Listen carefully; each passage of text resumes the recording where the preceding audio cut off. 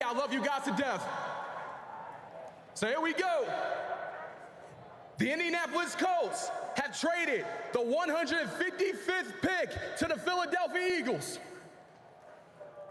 With the 155th pick in the 2024 NFL Draft, the Philadelphia Eagles select Jeremiah Trotter Jr., linebacker, Clemson. Let's go! Love the juice out there on. I love you guys to death.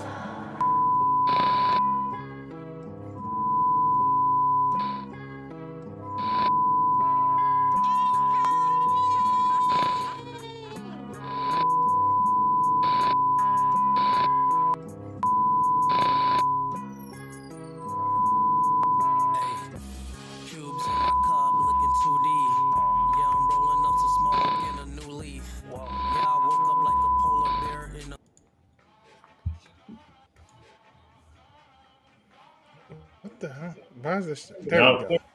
Now it's playing. Yeah. Yeah, this joint was acting up for a second. I don't know what it was doing. We there now. Well, we live now, man. Yeah, you know what I'm saying? We live. And clearly this shit wants to be on its bullshit. Well, there we go. Now I can hear it. I mean, I guess it's kind of fitting. Yeah, like, you see, like, this whole thing is like tripping, ain't it? Is it tripping on your end? Nah, it's just yours. But yeah, I can see yours. Your video was getting choppy. I don't know what's going on. Man, I don't know what's going on with technology. It's been real shoddy lately. Yeah, it has been. And I'm not a fan. This is why I got to get back into the bit. I got to get back into OBS. Yeah. Stop, because this is not working the way it's supposed to. Well, I'm just taking care of these tags real quick. All right, if anybody is in here, Mark just had to take a break real quick. He got to restart his computer, man. Have no clue what's happening out here, man. You know, in the meantime, I'll throw on some more music here. I'll throw on a couple more tracks. Yeah, just gonna throw on another track while we wait for Mark to get back. Oh, you back?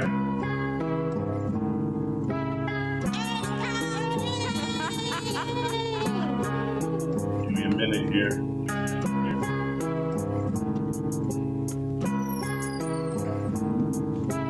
Clear it up a little bit. I can't hear you. What's good, Rob? Good, Rob. I know you feeling good about your pop. Okay, now I can hear you. Yeah, it's still not like this shit ain't syncing. Oh. Well, from on my end, I can see your video clearly. I can hear you clearly. Lips is moving with the words. I don't know how much of delay you got on your side, Mark, but you're good to the viewers right now. Okay, whatever, man. Yeah. Oh, it's starting to drop again. But yeah, I think it's right. If it gets bad, I'll let you know, Mark. Nah, now it just went black on my end for some reason. I don't know what the fuck is happening. Yeah, we talking about the KP injury not good. I mean, y'all know what y'all was getting when y'all got Kristaps. You know what you was getting. You know what I'm saying? The man cannot stay healthy to save his life. We've seen it. It cost Dallas a series in the bubble when Kristaps got hurt, man. So yeah, man, it's what you get with Kristaps. Yeah, that's gonna kind of be an issue. The only good thing about the Kristaps injury happening now, yeah, exactly. You just need it for the finals. That's exactly what I was going to say. The good thing about it happening now is with Philly out of the way, You don't need them right now. You know what I'm saying? And with Miami out of the way, you don't need them right now. So with the Bucks out of the way, once again, you don't need them. So yeah, man, it's a situation where it's unfortunate, but right now, it's not gonna hurt y'all. It's not gonna hurt y'all.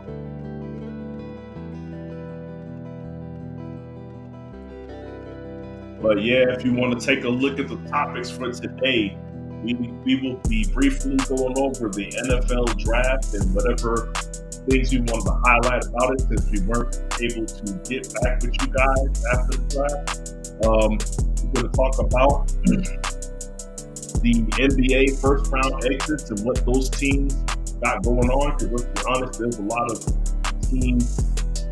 those teams were teams that were expected to make it out of the first round, and they all have high hopes, and they all seem to have a lot going on with their rosters, coaching staff, etc.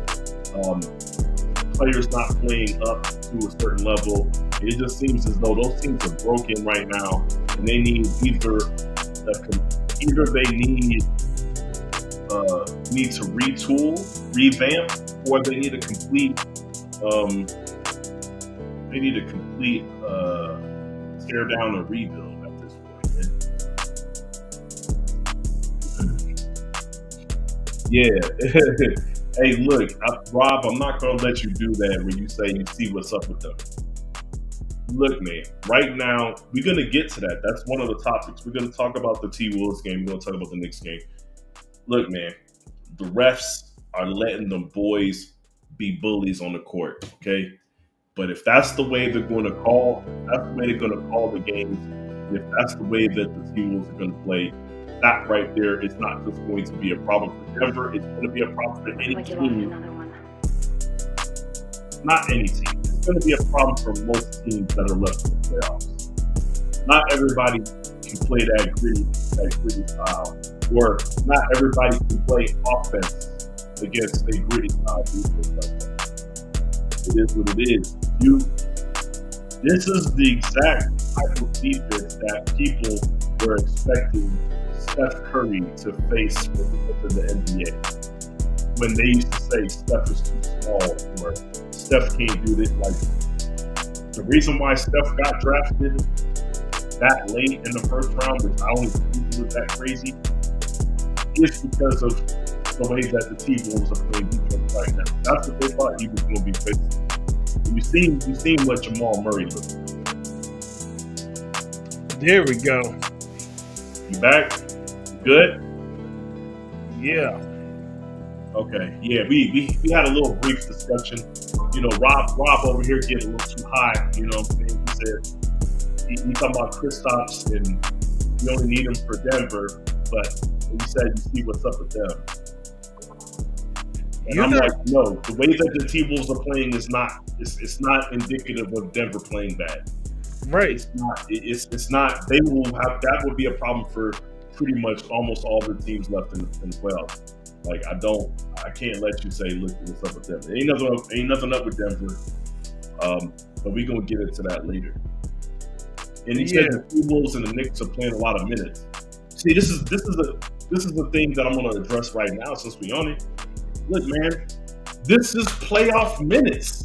Yeah, like, I don't know what you. This is playoff minutes. If you go back, I want you to go back to 2015, and even in those years where the Warriors was out there balling and doing all that shit, the Warriors and the Spurs were the only two teams, okay, that I remember that were doing a full deep rotation of guys coming off the bench, and they were rotating in anywhere from 10 to 12 players. They're the only fucking two teams that was doing that. Every other team was playing a rotation of 8 players, and then the 3 guys off the bench weren't getting a whole lot of minutes. It was literally your starters are playing 40 plus minutes. It just looks foreign to you guys now because of the load management that has been taking place over the last 5 years. Like, this is normal playoff minutes. Maybe not in New York. Look, we know Tibbs be wilding. Tibbs is trying to play people for 48 minutes. But I guarantee you they're conditioned for it because he probably runs them to death in practice. I'm not worried about the Knicks playing too many minutes. Hey, man. Listen, I'm going to just say this. Rob, you got your faith in the wrong team, my boy. You're looking for love in all the wrong places. The Celtics ain't it. I'm sorry. I hate to break this down to you, but they're a regular season front runner. They're gonna get far. They get far in the postseason too. But basically, the Celtics are the Phillies. It looks like you lost another one. They get far. Yo, King, what up? But yeah, they get far, but they're not going to finish the job. Just understand that.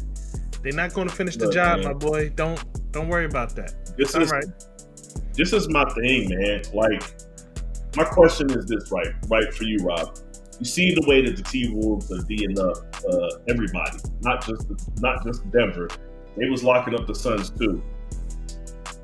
What do you think is going to happen to Jaylen Brown's game when that type of defense is being played on him? The man can't even put the ball on the court. We already knew that. We saw that last year, dribbling off his feet and stuff. What do you think is going to happen when Jaylen Brown is faced with that type of defense?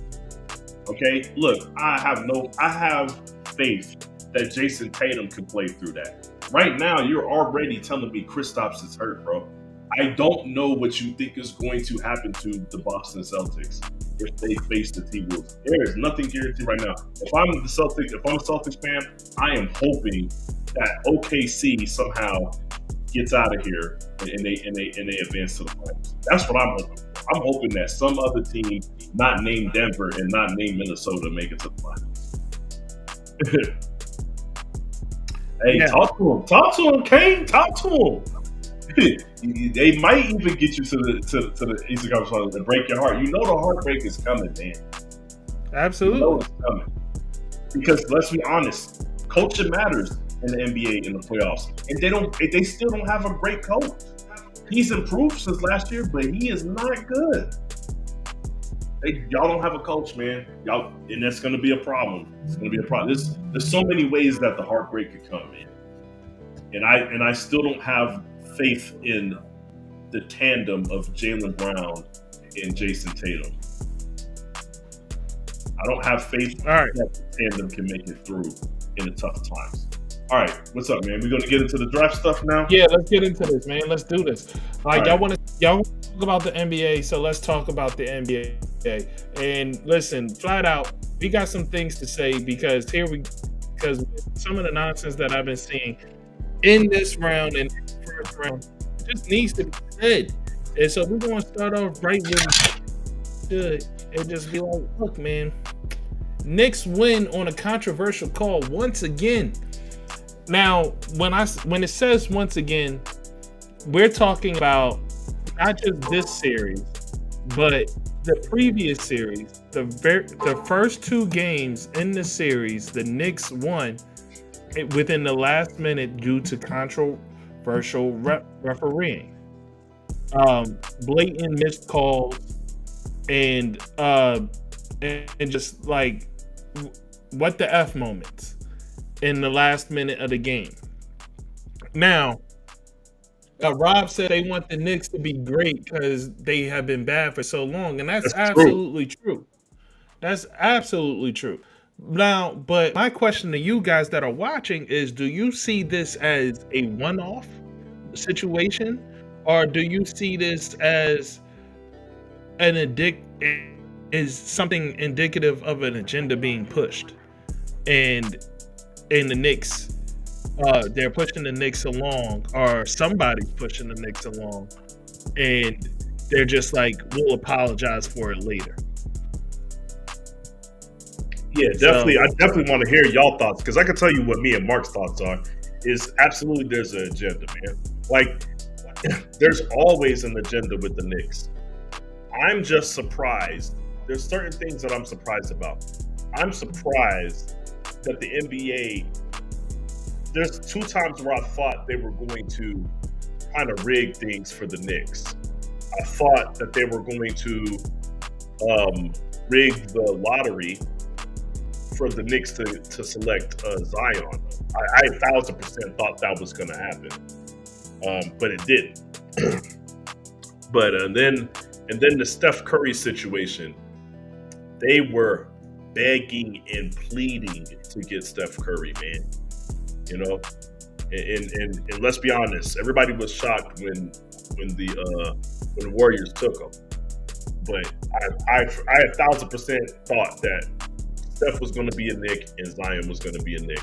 So but it felt like that they've been resting on their laurels for long enough, Mark.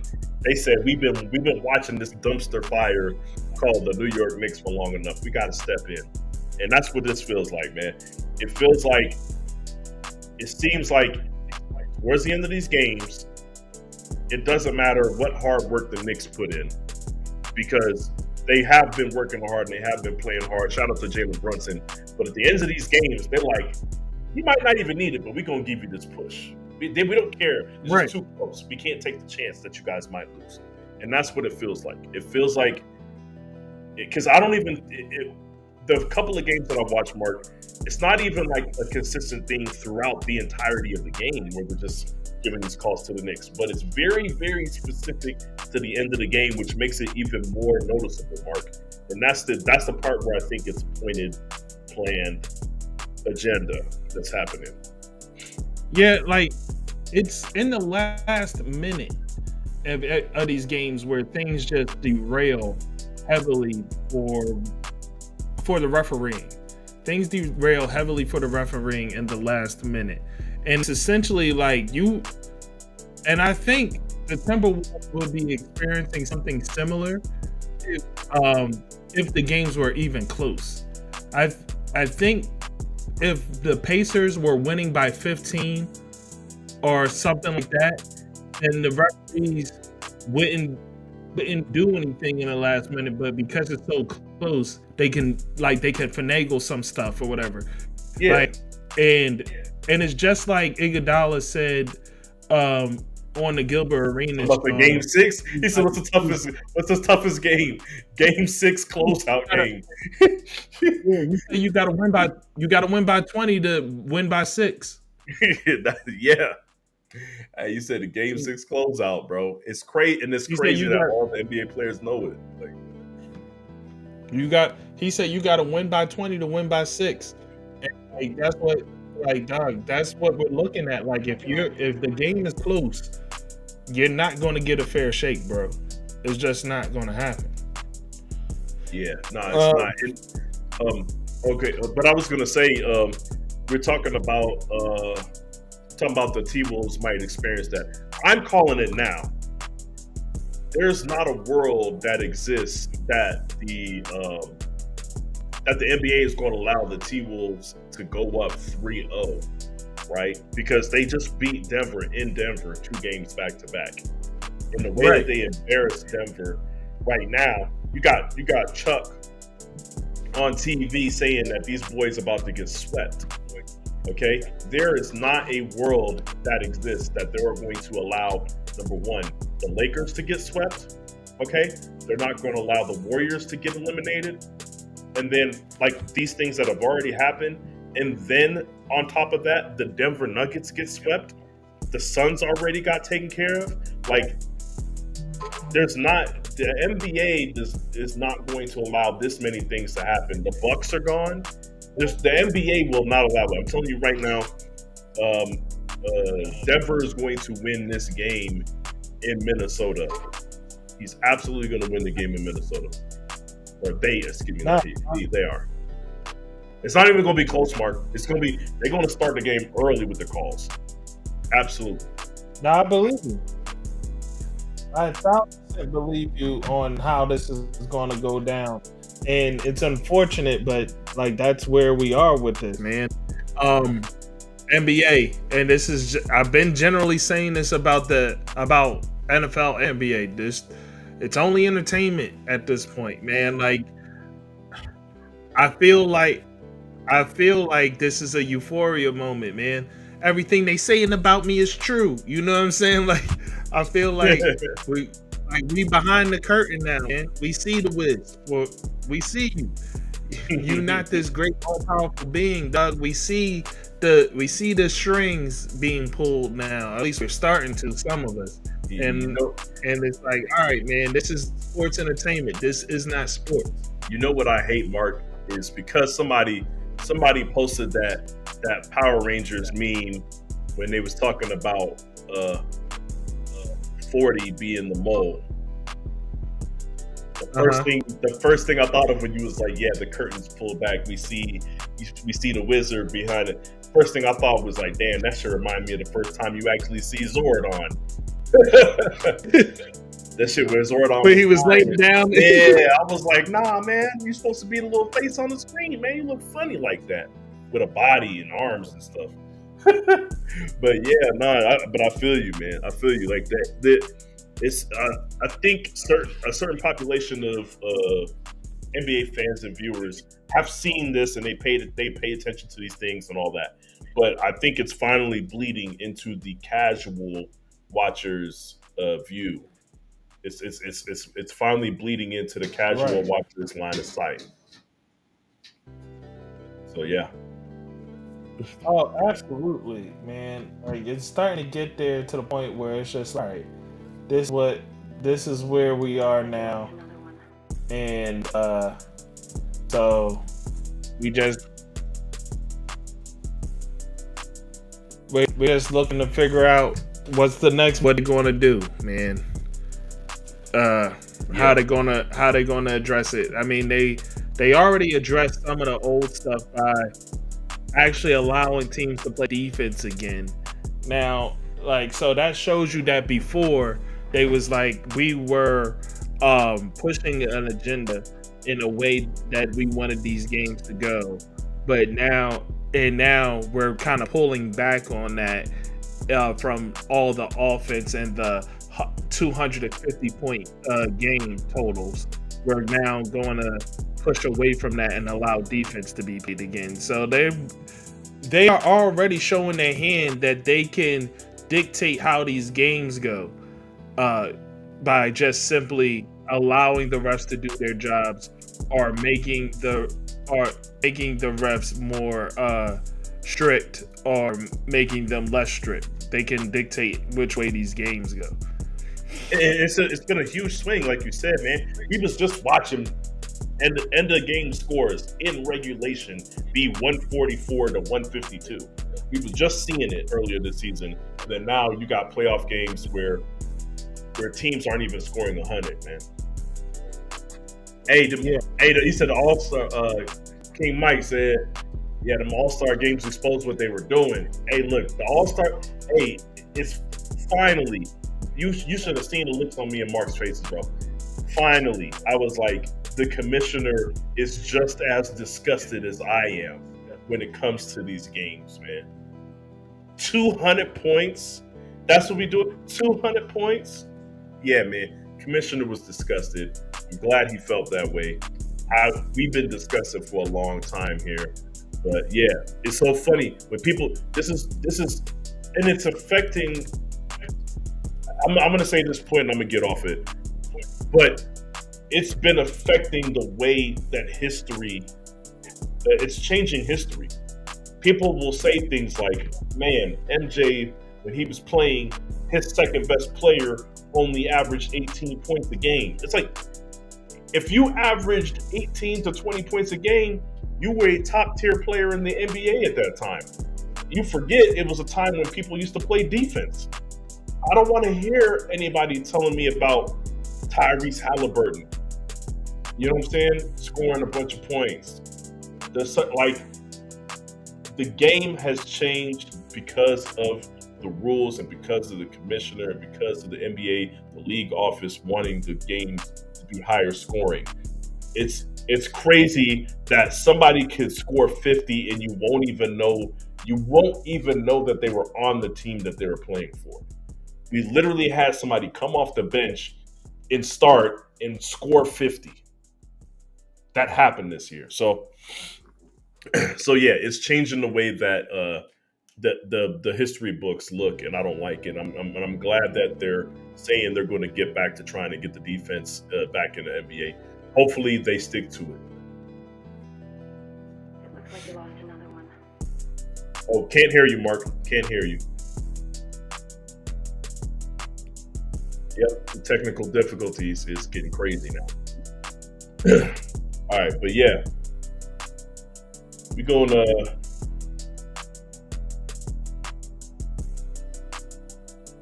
I wanted to speak on this. So, King Mike, I know you said, or my bad, this is Rob. He said, why do you think Mitchell hasn't signed an extension with the Cavs yet? They pushing him to, you saying to buy. I don't know what you think. You telling they pushing him to leave, man. Look, this is the issue with what's happening here. I think Anthony Edwards may be getting that similar push to leave, man. Like, the NBA don't want the Timberwolves to be their marquee team. They don't want that. So it's very weird. They're in a weird position right now, the NBA is, because I know, okay, to the Knicks. There we go. But yeah, either way, I know that they like Anthony Edwards and they see the potential for Anthony Edwards to be the face of the league. But right now, he's playing for the Minnesota Timberwolves, and they don't want that team to be a marquee team. The Warriors, you can say whatever you want about the Warriors being bad for so long. Guess what? The fanfare is there. The market is there. San Francisco, the Bay Area, big area. They can market that. They can make money for them. Trying to make the Minnesota Timberwolves are the Jaguars of the NBA. They're like the Jacksonville Jaguars of the NBA. I just don't ever see a world where the NBA is going to really put marketing behind Minnesota. So I think that they're going to try to push for Anthony Edwards to leave, and I don't think Anthony Edwards is going nowhere. It's really weird. I don't know if he will be the new face of the league. All right, so we talked about the Knicks. I'm going to switch topics since we are already talking about the Minnesota Timberwolves. Let's talk about the T-Wolves versus the Nuggets right now. They're up 2-0. They completely strapped them. These boys had 35 points in the first half. 35 points going into halftime for the Denver Nuggets. Yeah, completely strapped. They were stuck on 20 points for a long time, okay? But the reason why I wanted to bring this up is there's two things happening here with the T-Wolves and the Nuggets, okay? The T-Wolves are out here putting in effort on defense. And it seems as though at the start of the playoffs, it seems like the NBA has been rewarding them for their efforts.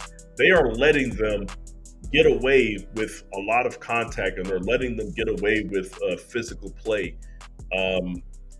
They're all looking like Bruce Bowen to me right now. Everybody is being allowed to give a little push, give a little shove, make a little contact with on shots going up.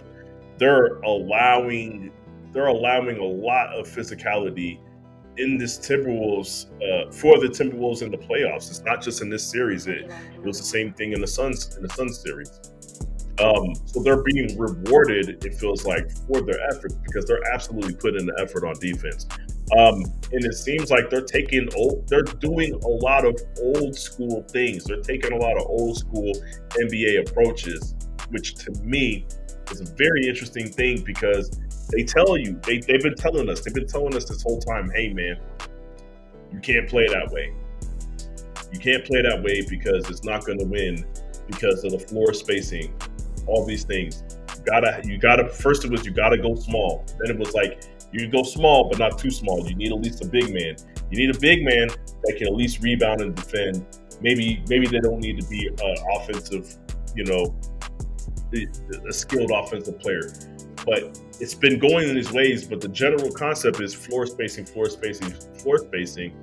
And on defense, you have to be able to, every person that's on the floor has to be able to switch on to every person that's on the floor.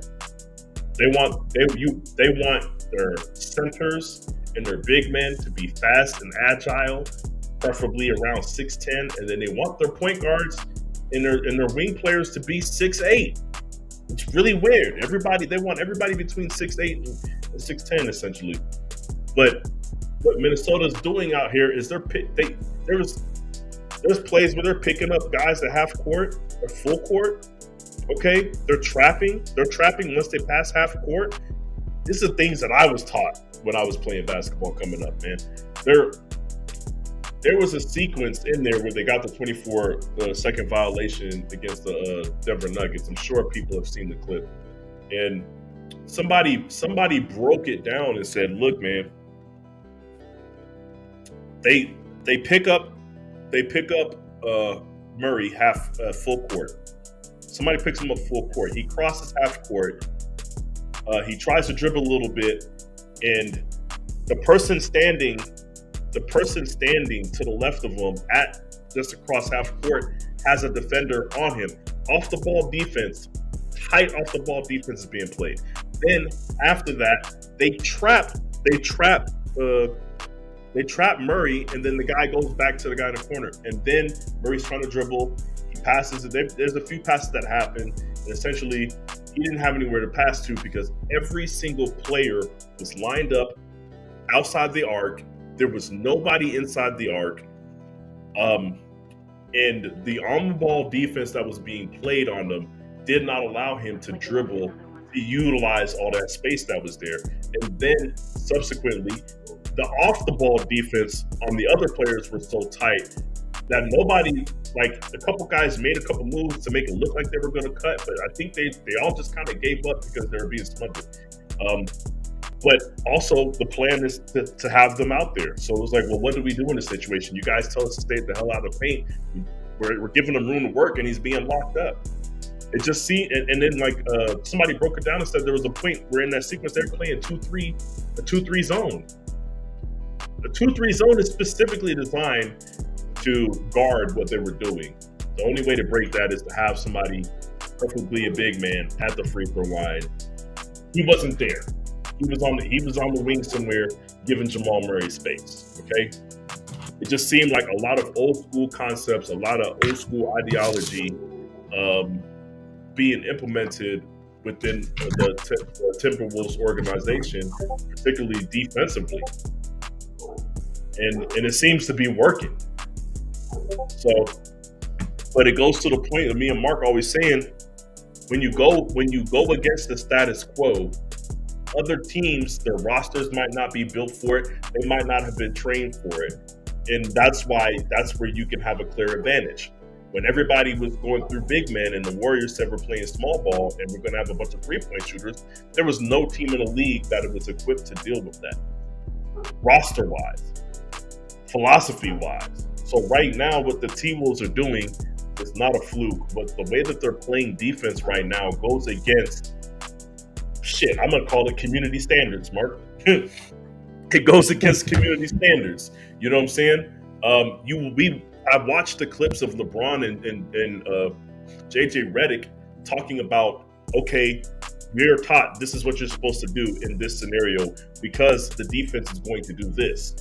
But when the defense does something that you're not expecting, and it's not the normal status quo of what the rest of the NBA does, you now, as a head coach, have to come up with a separate game plan for that team. And now you're in a playoff series with them. Okay? A lot of coaches get the moniker of being a good coach. Well, let me tell you something. If Mike Malone is worth his weight, then he'll come up with a scheme offensively that fits his personnel that they can implement that is going to get them out of this jail cell that they're locked up in right now. So, and this is where real coaching comes in. So I haven't seen anything from Mike Malone in this series. I'm actually a little bit disappointed, but he has to come up with something. And I get people might say, well, Jamal Murray might still be a little bit hurt. Jokic is still on the floor. Jokic just went 5 for 13. Okay, I'm gonna need somebody to do something on that team. Yeah. Rob, the issue. See, I see what you're saying, right? I'm gonna get to some of these comments. I want to go back a little bit further. Okay, so where is it? Oh yeah, so you said you talking about them prioritizing shooting from the logo. Yeah, yes, I get that. It's hard. It's hard to shoot from the logo when you're getting picked up at full court or half court. It's very hard. It's very hard when you actually play defense. All right. Okay, here we go. I can hear all of that, Mark. But yeah, Denver needs more 3-point shooters, right? They need more 3-point shooters, but the reason why they haven't needed it is because Jokic is running the offense, and he's running the offense from the free throw line. He runs it from there, not the top of the key. You have to respect him at the free throw line, and at the free throw line, he's 2 steps away from getting a bucket under the basket. He can do his little jump hook. He can do everything that he needs to do there, and he can do his handoffs. He can step back to the top of the key, do his handoff passes, all that. Like, there's a reason why that works, and they don't need the 3-point shooters. Right now, what's happening to them, 3-point shooters ain't going to fix. They need a presence down low to where they need somebody to demand a double team. Is what they need. And then here, got Mitchell Robinson out 6 to 8 weeks. I'm not worried about that. But yes, Denver does need to move the ball more, but they need off the ball movement for that. And I feel like they were lacking a lot of off the ball movement. And that's why they were getting locked up. If somebody's going to play off the ball defense on you, screens, and more screens. Okay, it's very simple.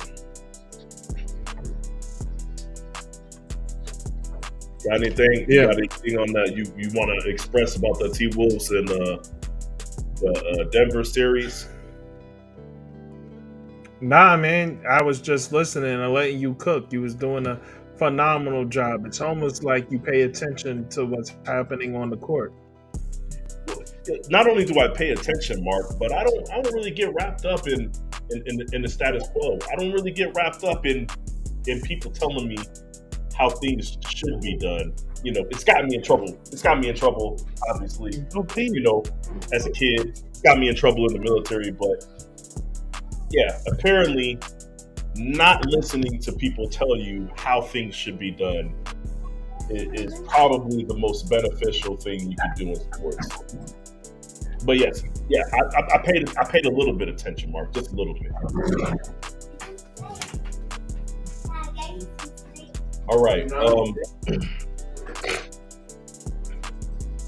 Right now, we don't got no more for the T-Wolves Nuggets thing, but be on the lookout. Be on the lookout for Game 3 to be a convincing win for the Denver Nuggets. NBA refs about to cook. They about to cook with this Game 3. All right. All right. We're gonna switch. They about to go ham with Game 3. They about to go. Be a close game. Minnesota's going to lose by a lot. They're going to lose by like 10. It's not going to be a close game. Hey, they're going to go to Heart Part 6 on Game 3. It was all planned, baby. It was all planned. Somebody going to be in foul trouble early. You know what I'm saying? Yeah, somebody on the T-Wolves is going to be in foul trouble early. My guess is they're going to try to make it cap. They're going to try to make it cap. But we're going to see. We're going to see how it goes. But I'm expecting fuckery. Hey, man. But you were saying you was about to move on to what? Yeah, we're about to move on to the first round exits, man. We're going to talk about these first round exits, man. So we came to the conclusion off cam, like all the first round exits need restructuring. I said restructuring. Mark said rebuilding. He said they need to break it all down, tear these teams down, and then start over, man. Look, I don't understand. Everybody knows what's wrong with the Bucks, right? Everybody knows that they made a trade that they shouldn't have made. They gave up Drew Holiday. You right, King. It is, but absolutely. Hey, look.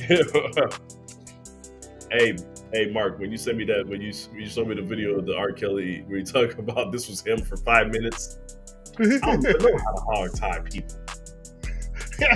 Like hog tie, people. What's a hog tie? crazy. What's a hog tie is crazy. Yeah, that's great. That's crazy, man. That's wild. But you know what I'm saying? It is what it is. That whole thing is what this. But yeah, like I was gonna say, we know what's wrong with the Bucks. They made a trade, Drew Holiday. They got rid of him to bring in Dame. Me and Mark said it immediately. Not going to work out. It didn't. Then they doubled down on bad decisions, Mark, and they fired their coach and brought in Doc Rivers, which completely destroyed the rest of what they had, right? So we know what they need to do. They need to go back in the time machine, Mark, and not hire Doc Rivers and not make the trade. Now, I don't know how that works out for them, because let me tell you something. Giannis is always vocal about demanding what he wants these days. And I really want to see what it's going to turn into. What is Giannis going to say that he needs, Mark? What is he going to tell the front office to go get? Because right now, you got what you wanted, and it's not working out. So, what else is there? The Suns have to tear everything down. Devin Booker, if I'm Devin Booker, I'm leaving Phoenix. They should have never fired Bud. Yes, they never should have fired Coach Bud. No, they shouldn't have. But you know what? That's just a popular thing to do. Hey, man, he got you a chip. You feel like you should be getting another one. He hasn't been, quote unquote, getting the job done. He had an injured Giannis in the playoffs last year. But let's be honest. These fools were just like, this is embarrassing. We lost in the first round. We got to get rid of people. They should have never fired Coach Bud. But yeah, nah. Hey, man, it's either they never should have fired Coach Bud or they should have never hired Doc Rivers. Yeah. Yeah, I ain't want to say it, but I'll let you say. Nah, man. Well, you know, I mean, if I let you talk about Doc Rivers, we could be here all night, Mark. But it would be warranted, though. It would all be warranted, Mark. And Giannis, I see this comment. Giannis has to stay healthy. This is the second time he's hurt in the postseason. I'm gonna tell you something, man. Giannis is at that age now where he's going to get hurt like that. Giannis is a 7-footer that runs up and down the floor at full speed, and he makes a lot of contact with other players. Okay, he plays a physical style of a high-pace, explosive, physical brand of basketball. Okay, I don't know what people are expecting from Giannis, but he's going to continue to get. The older he gets, the more injuries like this he's going to get. It just is what it is. The man hits the floor a lot, all that stuff, man. Like, we seen what being an explosive player did to D Rose. What in the world do you think is going to do to a 7-footer? Pay attention to the way that Wemby plays basketball.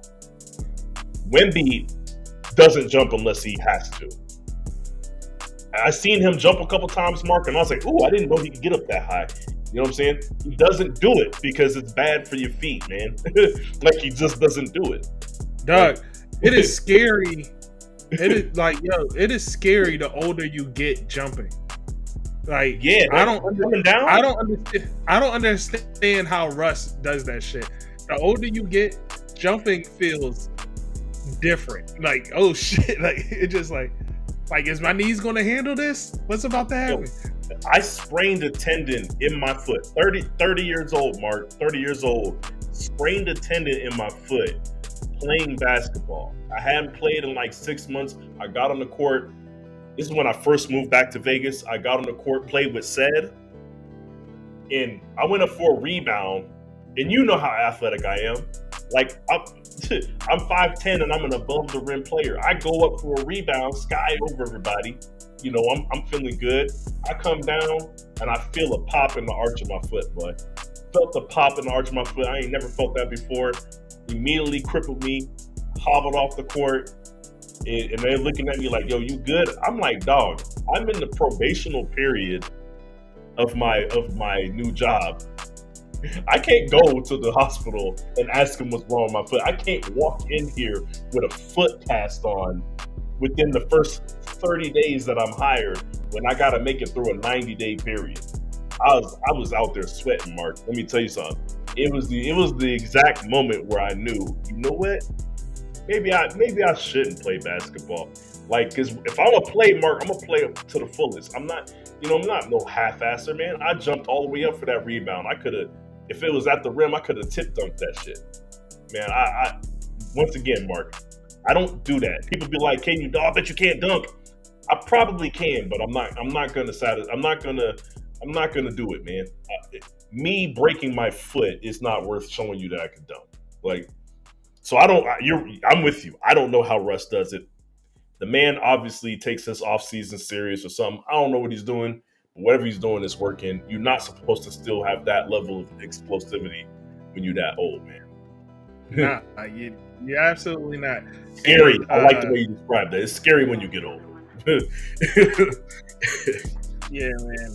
Exactly. It is scary going up. Like, coming down, you're like, I don't know how this is going to react on the way down. Like, no clue, bro. Like, I know I could get up there. Like, coming down, I don't know. Yeah. It's like when you run, you go to take off, you know you can hit that speed. It's like, but slowing down, no. Like, is something on the pop when I slow down? Well, yeah, well, shit. Something might pop when you're speeding up. Look, man, you just because you have that gear on the vehicle doesn't mean that vehicle's engine is going to take that very well. It says 180 on the dash, but maybe you shouldn't try to push it that far. You know what I'm saying? Now, listen. Troy hopped in and said, "Bring Russ to the Spurs. He'll give Wemby the ball." 1,000%. I think Russ should go. Like, Russ needs to go where he's appreciated, and clearly the owner of the Clippers doesn't know basketball well enough, and he stepped in and did some stupid stuff that messed the Clippers up out the gate. Like, they were a well running engine for those first 5 to 6 games or however long it was, and then Harden comes in and like, there's a bunch of little articles out there now about how, like, the trade itself put Westbrook in a situation where it didn't matter how well he played. He could not play himself into a starting role. Yeah, absolutely, he couldn't have. So yeah, in specifically, I'm gonna say it. You know, I'm gonna save you from having to say it. You can look it up. The Clippers were at their worst when Russ wasn't playing. When Russ was hurt, they were at their worst. Okay, plain and simple. You can look at it, compare it to when any games that Harden didn't play. You can compare it to games where Kawhi didn't play. And they were significantly worse when Russ was out. You know what I'm saying? It's just him and Steph Curry are the only two superstars in this day and age that are selfless.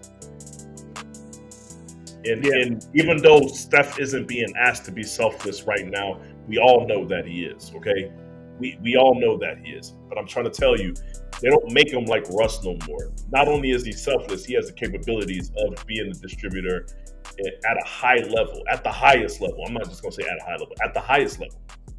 You know what I'm saying? So yes, Russ with Wemby would be scary because my question is, what do you do as a team, right? You just have to have all this attention on Wemby.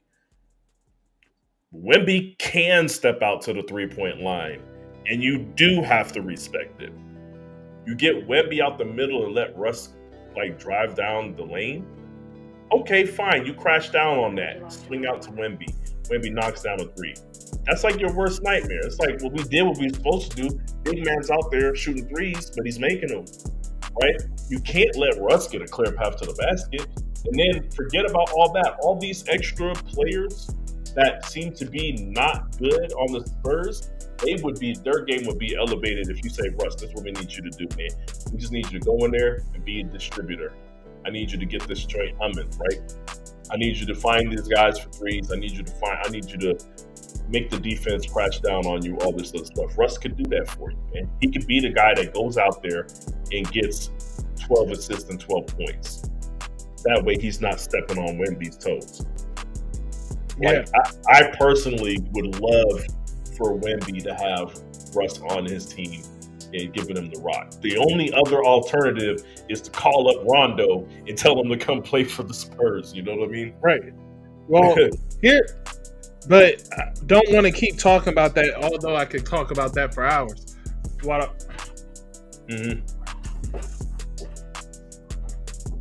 Yeah.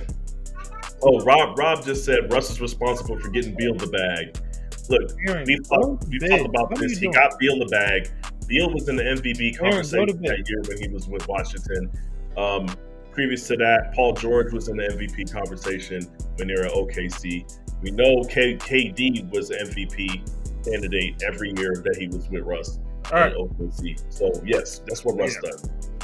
All right, but no, back to these other first round exit teams. Like I said, there's Russ, but Phoenix needs to address the fact that you have built this team around multiple superstars multiple times, and you're not getting it done. And we discussed before that Devin Booker he needs to figure this out right now because he does not want to become Damian Lillard. Like, there's no need for us to really keep talking about that because we talked about it before. But Devin Booker needs to have that self-realization and say, let me go. Yeah, time to get out of town, baby. Because this doesn't work here. Maybe, hey Rob, maybe Devin Booker should go to the Celtics. Maybe it should be a straight up trade for Devin Booker, Jaylen Brown for Devin Booker. Maybe that should be the straight up trade.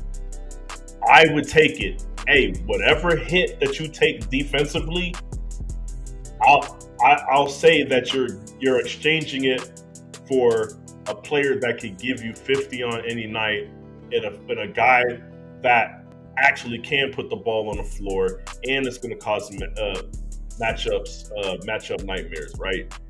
I personally believe that Jaylen Brown, I don't consider him to be a great offensive player in the playoffs. And I feel like you won't have that problem if you have Devin Booker on your squad. I mean, and that'll be max player for max player. So like the money should work. That should be a trade that both teams honestly should look into. Yeah. Jaylen Brown would then get what he wants. He wants to be the marquee player. Yeah. Get your own team, man. You know what I mean? Well, Kevin Durant is still there and shit, but you know. Well, he would be the young guy that has the ball in his hands most of the time, because he would then, if he goes to that team, he would then be asked to do things like be the one bringing the ball up the court, et cetera, et cetera. You know, we all know that KD, when he plays on the team, he plays off the ball. He gives you an off the ball 30 points. Okay, KD is not going to have the ball very long in his hands. So that's what I mean by his team. Like, he's going to be in control of the tempo, the pace, all that stuff. Yeah, like I said, this is a trade that both teams need to seek. But moving on to the other first round exit that shouldn't have happened, because we covered the Clippers, we covered the Suns. Now let's talk about the Sixers. The Sixers need to figure it out when it comes to Embiid. Embiid is not the man that he should be, simply because of his injury woes. And that sucks for him because he's finally matured.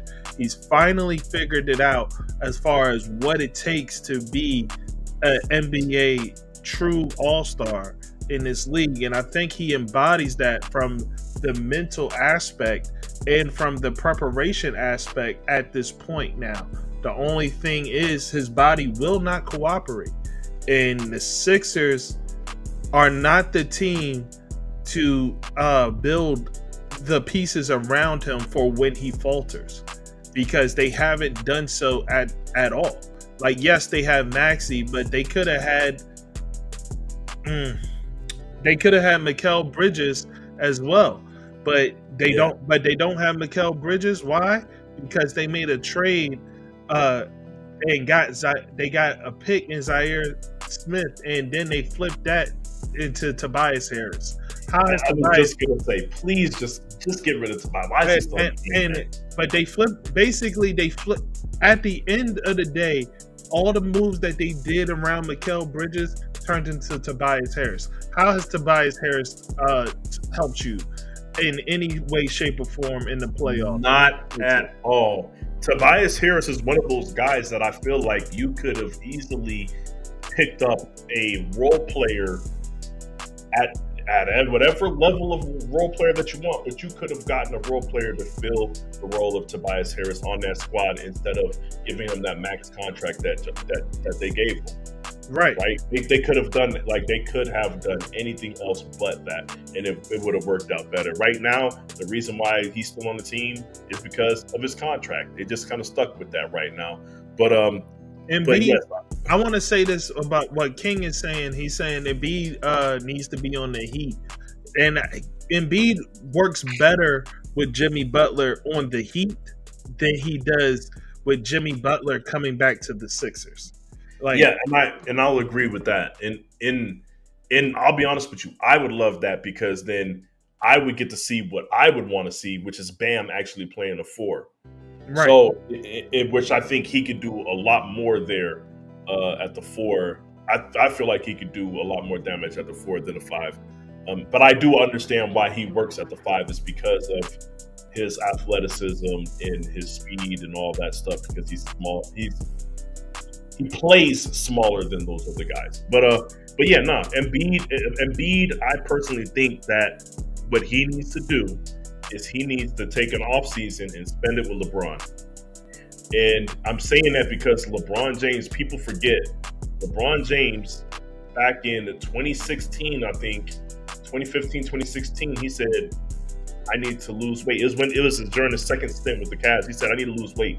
And people was like, LeBron need to lose weight. What are you talking about? Like, you're in great shape. He's like, nah, man, he slimmed down because he needs to be able to run up and down the court. If I'm going to play this brand of basketball, where I'm running up and down the court, fast breaking, playing defense, jumping out on people, we're rotating on defense and doing all that stuff. You about to make me mad, dog. I'm just saying. You want to know what? You about to make me mad.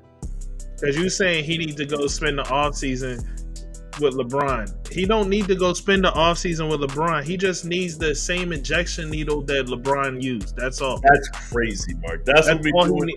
He needs the same ejection needle that LeBron had. That's all.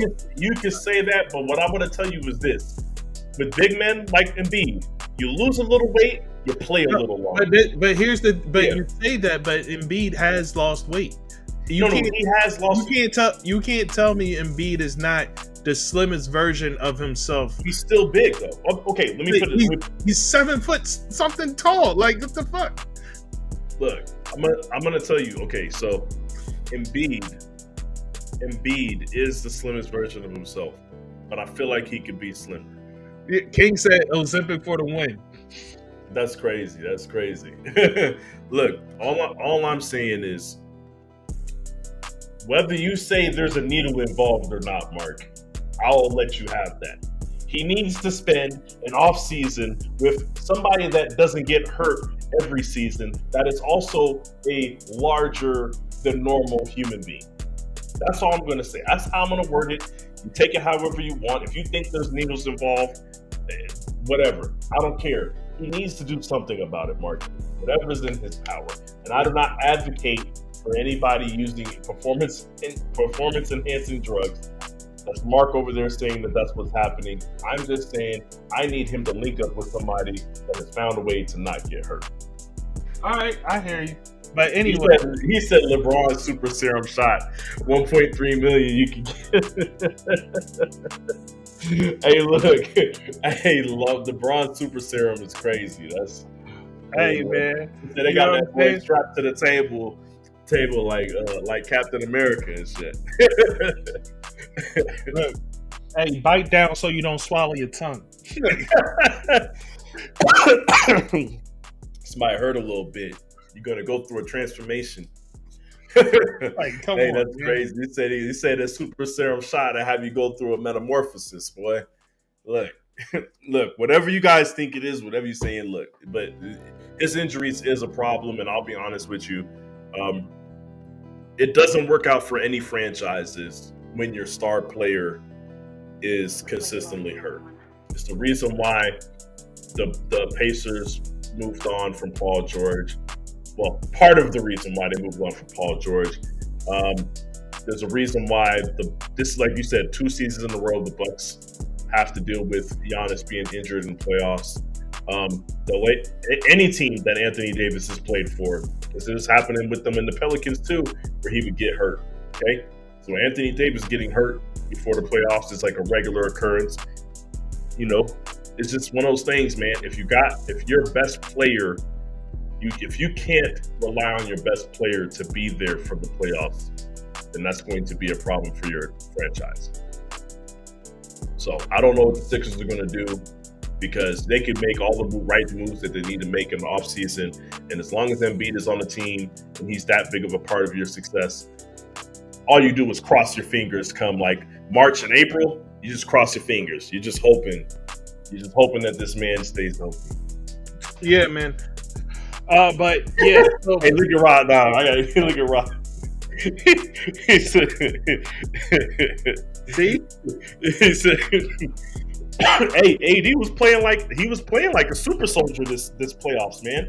You cannot. The Lakers got swept, and you can't put any of the losses on AD, which is the first time we've been able to see.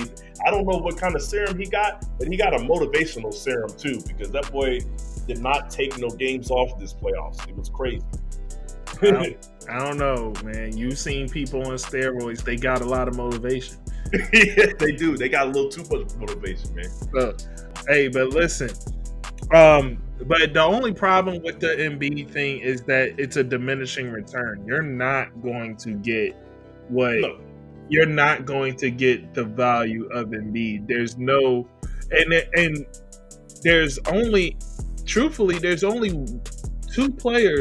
that are the equivalent of an Embiid, and that's Jokic and Wemby, and neither one of them are tradable assets. Whatever you trade, if you were to move on from Embiid, you have to take a bit of a loss.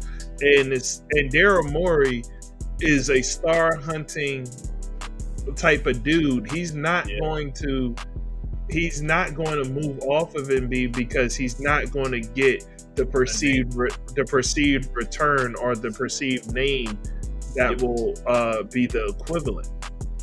Yep. So, perceived return in quality or name. That's not gonna happen. You're not gonna.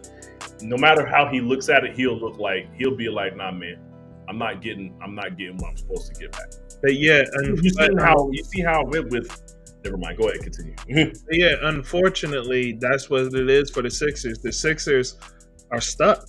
Like, they're stuck. The process failed. It failed completely flat on its face. And in theory, in gathering assets, it worked. But in execution of what to do with those assets, it utterly failed. Well, yeah, and then it's like you finally, when it's like, oh, trust the process. When you finally are like, look, we got Ben Simmons, we got Embiid. At that time when you were saying trust the process, you had a Ben Simmons that refused to take any shots and refused to give forth any high level of effort in playoff games. And then you had Embiid, who at the time wasn't taking basketball seriously, and then also was either hurt or underperforming in the playoffs. So it's like, yeah, you want to highlight you got these assets, but what are they doing? The ones that you're saying, aha, see, this was the aha moment. It's still not panning out the way that you thought it was going to. So process trash. Yeah. What's up, man? You ready to move on to the draft talk? Yeah, man, we're going to move on to draft notes, and then we're going to head up out of here. So we appreciate you guys. Don't try to make us stick around like y'all usually do. You know what I'm saying? You know what I'm saying? We always say that we'll field some questions at the end, but I'm gonna tell you right now, you ain't getting it. You ain't getting it today, Troy. Yeah. I don't even know if you hear it or not. It doesn't matter. You'll show up at the end just to try to extend it. You're not doing that. Not today, my boy. No. But yeah, NFL draft notes. The Eagles won. Now, what they do with those assets, that's a different thing. But the Eagles won the draft yet again. I will say this, just to interject real quick. I'm going to let you go off. The Dijon pick, to me, was one of the best, if not the best pick of the draft because of where you guys were able to get him and the value that he would bring to any team, but then specifically the value that he brings to the Eagles. So I thought that was my favorite pick of the NFL draft. Cooper DeJean is the Christian McCaffrey of the defensive backs. Hey man, say what you want. That boy ball and he's athletic. Don't let the hue of the skin fool you. That boy is athletic, man. And like I said, he's the Christian McCaffrey hard worker of defensive backs. He's about to be on some Ed Reed type stuff. Look, Mark, all I know is the two white boys y'all got on defense might be they might be the hardest working dudes on that defense at the end of the season when you call it. That boy Blanket should be balling. I like Blanket. No, but here's the thing: people are talking that, and I think it's hilarious.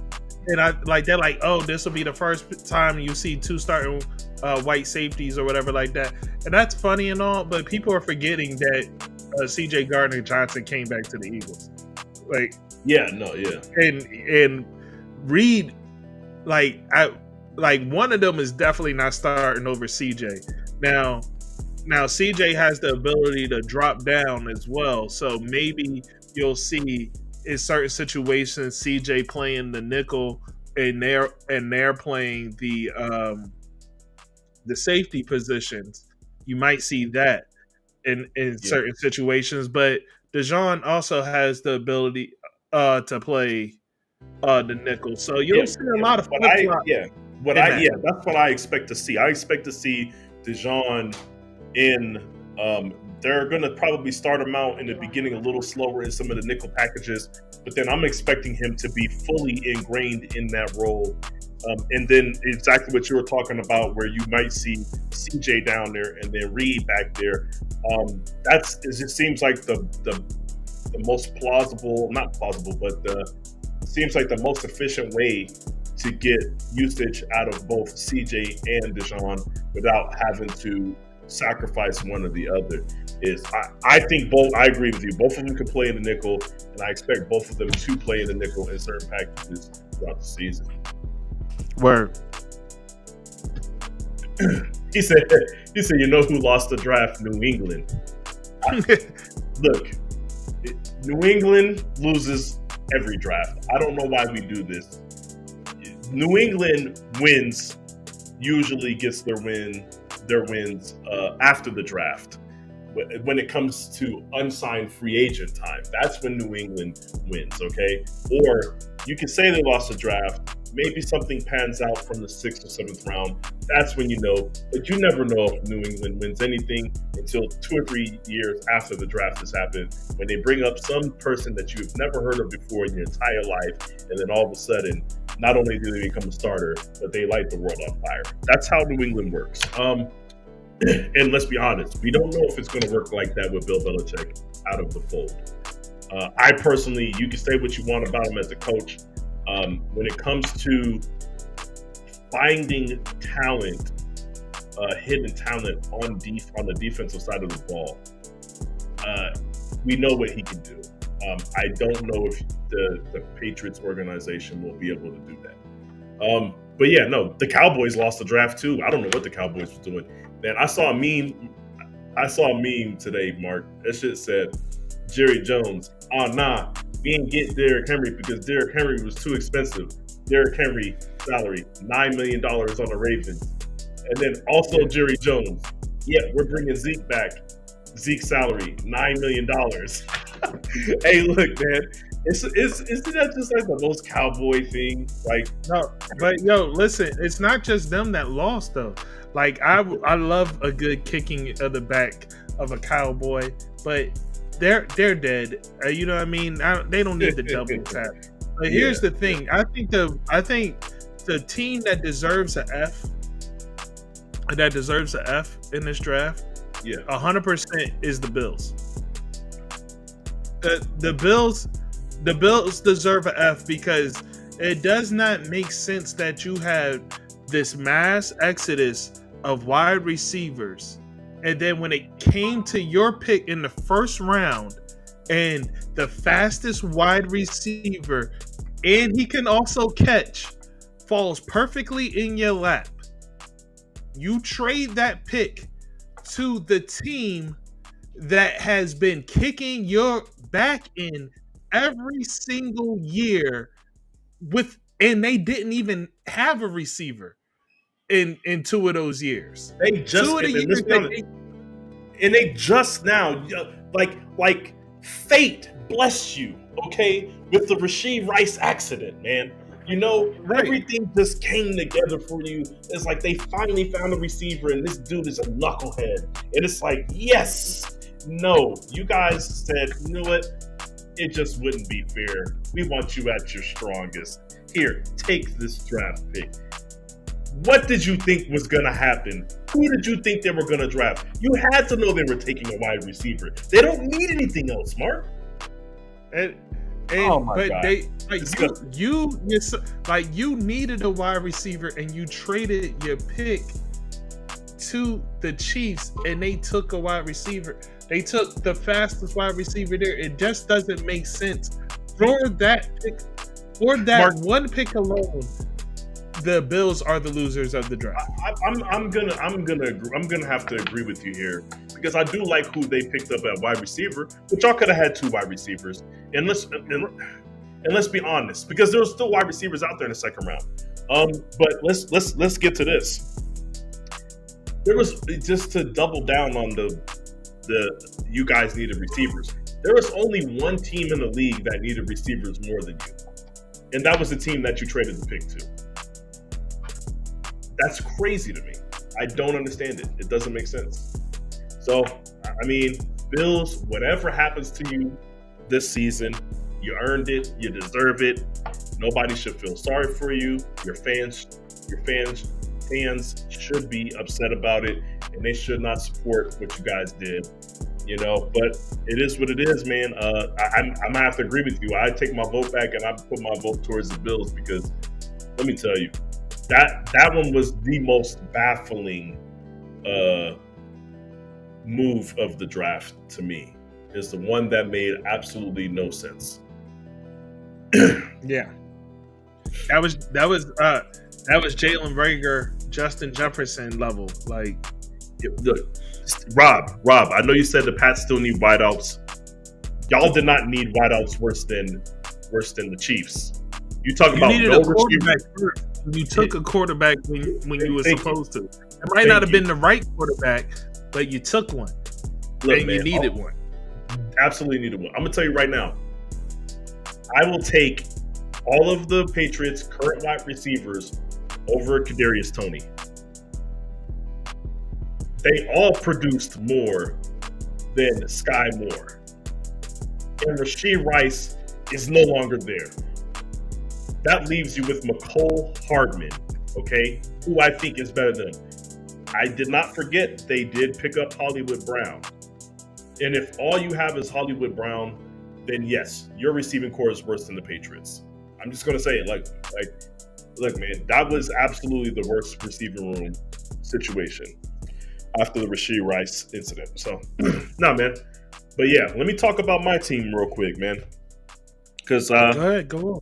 Yeah. So they may not have gone about the draft in the way that I would have went about the draft, Mark. But that's how I feel about every single draft that they do. Usually I can know right away if they made a mistake in the draft. Like, I immediately thought they were crazy for considering Mac Jones. I immediately thought they were a little bit crazy for completely ruling out Justin Fields. I thought they were crazy for trading up for anybody that would have been available at that point in the draft at quarterback. And then I ultimately thought they were wrong immediately when they drafted Trey Lance with that pick, because I said they could have got Trey Lance a round or two later.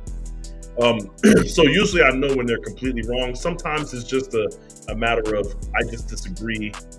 I would have went somewhere else here, but then I look at the list of who they picked up, and I'm like, nah, that you drafted what we needed. So this is another draft where Mark, they drafted what we needed, man. I wanted Brian Thomas Jr. I did, but the Ricky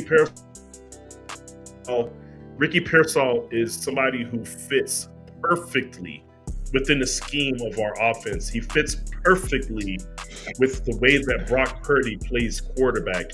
He fits perfectly as a complementary piece that doesn't take away from Debo or Ayuk.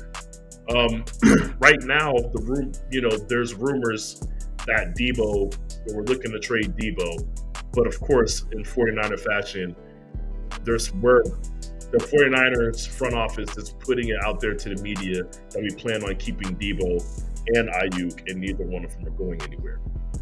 But the point is, if we lose Debo, Pearsall is a better route runner than Debo is right now. He might not run with the physicality after the catch that Debo does, but he is just as effective after the catch because of his elusiveness. So he is somebody that I feel like within the scheme of our offense, not because I think he's just a more talented player than Debo, because I don't think a lot of people are, but I just think that given the scheme, the team, the fit, he will be just as effective as Debo at points. So if we lose Debo, he fits in. If we keep Debo, he fits in. It's a win-win. He's going to be somebody that's going to start right away. Jauan Jennings looks like the odd man out, but knowing the 49ers, what we'll do is we will still have packages for Jauan Jennings if we choose to re-sign him. So if we bring Jauan Jennings back, there will be packages for him where we just need his skill set and being able to catch one-on-one. But Pearsall does that too. So I just don't, yeah. So, but outside of that, go ahead. You think Debo goes? Well, here's something. Here's where I thought he was going to go, Mark. Here's where I thought he was going to go. I thought he was going to go to the Ravens because there was actually rumors going around for a little bit about him possibly going to the Ravens. And for whatever reason, the Ravens trade did not, we changed our minds. They said that the Ravens offered us a trade, and at the last moment, like days before the draft, we turned the Ravens offer down. But we were really considering sending him to the Ravens. That's where I thought he would end up. That's where I thought he should end up. He fits the personality of the team, as far as just being a hard-nosed runner. It felt like he would have been a perfect fit for Lamar. But if he's not going to, because I have that information, chances of him going there is probably not going to happen if we already turned down an offer. So if I had to pick a different team outside of that to where he would go, once again, I would have to look at a team that values what he does and plans on using what he does. So, I mean, I hate to say it, but the Bills, I don't think he'll get used properly, but not. Yeah, I was about to say, you think the Bills are going to use him that way? I could use him as a security blanket for Josh Allen, as he would fit the role that was previously filled by Cole Beasley. The guy that you can give the ball, there's going to be games where you give him the ball 8 times and you let him cook. It's a role that they haven't had filled since Cole Beasley left. But that's where I see it. That's where I see him fitting in. It's not a perfect fit, but I just don't see any other teams that really value what he does offensively. And in that capacity with the Bills, they're not going to hand it off to him. They might hit you with an end around every once in a blue moon, but they're not going to utilize it like that. But I feel like if he was on the Ravens, you would see a mixture of things, and he would be asked to be that guy. Hey, I need you to go out there, knock heads off while you run blocking. I need you to go out there and make people pay for tackling you. Right. So yeah. Well, no, 100%. I feel you. Any other teams before we head out of here? Anything else stand out about teams that in the way that they drafted? Trying to remember back, I did like. I mean, let's ignore the Atlanta thing. Let's ignore the Atlanta thing. Okay, cool. We can ignore that. Everybody already knows that's a wild situation. They can try to justify however they want. They're crazy. Right. Yeah. I guess I understood it, but I just didn't understand. I didn't understand how they got there. Washington drafted Jaden Daniels. It's just weird. They're doing this weird thing. It seemed to work to some degree with Taylor Heineke. They said, nah, man, we got to get up off of that. Sam Howell's our guy. He showed us something. I'm going to be the first person to tell you that I poo-pooed Sam Howell before the season started. And then by midway through the season, I was like, you were right. Sam Howell looks like he's a gamer. Like he's a dude that's going to go out there and play above his capabilities. But then if you look at his capabilities, he has an arm. He has the athleticism to move outside the pocket. He still sees receivers down the field. Like I felt like even though he's not going to be what you need him to be right away, I feel like Sam Howell is good enough to win now if you put an offensive line in front of him. And I felt like Sam Howell is somebody whose skill set met in his mindset, skill set and mindset and work ethic was going to get you quality play, like high level, somewhat high level play by year 2 or 3. And it feels like they just said, fuck it, we're going to go with Jaden Daniels. And it's like, right. And it's weird to me because the reason why it was hard for Heineke and Howell was because of the offensive line. And the first thing you do is draft a quarterback. And then it's like, okay, so how long are we going to stay on Jaden Daniels before, quote unquote, it's his fault or you guys ultimately move on? I just don't understand taking a quarterback there, and specifically Jaden Daniels, who is out of the quarterbacks that were there in the draft. Although he's considered to have one of the highest ceilings, he is also considered one of the bigger projects. Well, it sounds to me like you're basically saying Atlanta and Washington, yeah, did the exact same thing. Just one is just a little bit more egregious than the other. Yeah, one just spent money on doing it. Yeah, they spent money while doing it. Yeah. So I just don't know how work out. But when you look back on it, this just shows that Washington is still the exact same team they always been, and it doesn't matter who the owner is. Because, I mean, Rob said, I hope they don't do Daniels like they did RG3. But truthfully, this is like you go back to RG3, they've been doing exactly this since RG3. They had RG3, but got Kirk Cousins anyway. And then it swiftly moved on or did whatever, and you know what I'm saying. And then they didn't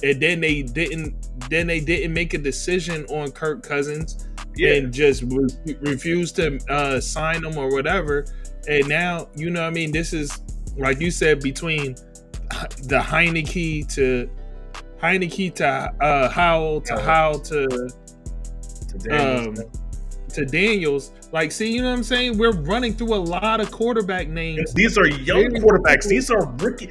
All three of these guys are still on rookie deals. This is crazy. Yeah, like RG3 was on a rookie deal. Like Kirk Cousins was on a rookie deal that They got drafted in the refused same draft. Kirk Cousins got picked up in the second or third round, right after RG3 got picked up in the first round. It's crazy. Like it is the same team, Mark. And this is the thing.